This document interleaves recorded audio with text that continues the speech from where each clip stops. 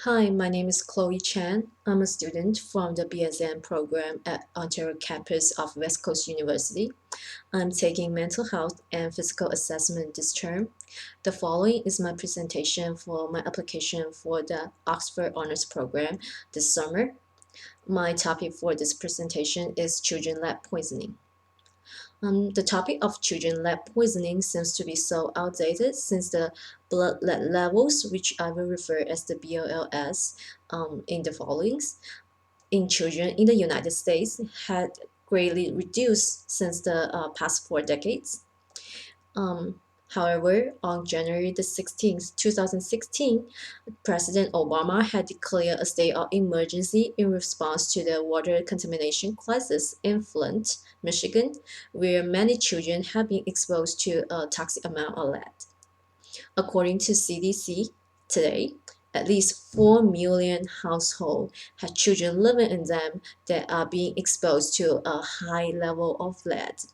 There are approximately 500,000 US children aging between 1 to 5 with the BLLS above 5 microgram per deciliter, the reference level at which the CDC recommends public health action to be initiated.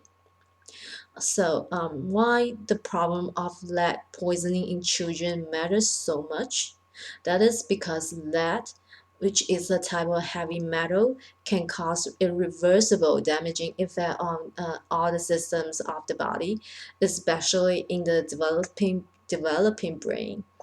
According to the article, lead poisoning, what's new about an old problem?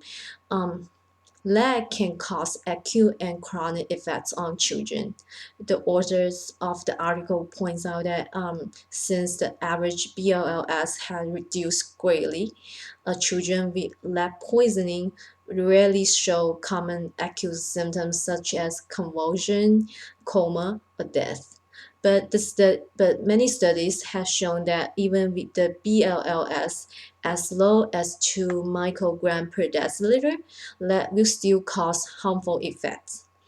Therefore, instead of having acute signs and symptoms that are able to alarm the healthcare providers and the parents, those children with lead poisoning might have chronic symptoms such as loss of appetite, decreased IQ, hyperactive, and inattentive.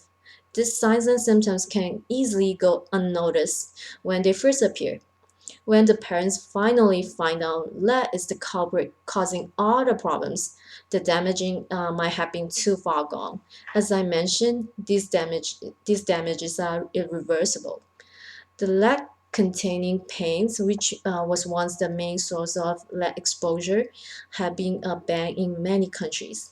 But there are new sources of lead exposure, especially in those highly populated developing countries such as China. According to a study by a group of Chinese scholars, children living in the area where the electronic waste is dumped and recycled had BLLS as high as 7.6 microgram per deciliter. In addition, those children are less likely to be screened for lead poisoning, and they are less likely to receive proper medical treatment since they live in a rural area. Although the effect caused by lead poisoning are so serious and so devastating, lead exposure and lead poisoning are totally manageable and preventable. The authors of the article, Lead Poisoning, What's New About an Old Problem, propose several measures that can be done by the pediatricians to prevent children lead poisoning, including screening, education to minimize exposure, education about healthy nutrition and dietary supplement to prevent lead absorption. I believe this task can also be performed by nurses who have been trained. Children lead poisoning is not an old problem. It is a problem that can be prevented, and it is a problem that still requires great concern from the public. This is my presentation. Thanks for watching. Have a great day.